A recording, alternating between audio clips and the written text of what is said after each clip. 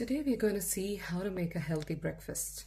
For that you need few baby spinach leaves, a little bit carrots. I took 1 carrot for 1 person. And you have some mixed nuts. You can take the nuts of your choice. I have taken some almonds, some cashew, cranberries, raisins and aronia berries. And I've taken a date and going to put in some strawberries and some blueberries.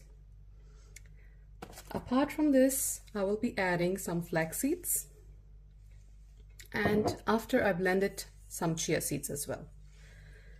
And for blending, I will also use a yogurt, which is 1.8% fat, and some almond milk, but you can also use regular milk if you like. So let's get started. First, I'm going to add a handful spinach like that. This is for 1 person. If you want double, you can definitely double it. Then I will add the chopped carrot, also for 1 person. This is 1 carrot.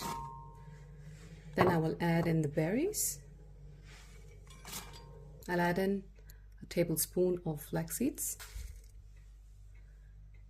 And I will add 3 tablespoons of yogurt.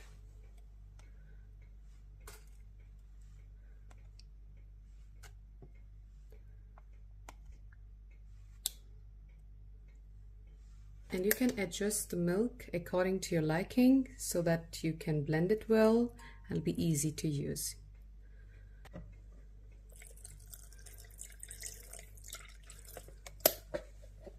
So I would say about half a cup of milk is what I've added. Then I will add a date. Then I add about half a cup of blueberries. These are frozen. And about 5 to 6 strawberries. You can also add more. It's absolutely fine. So let's blend this now.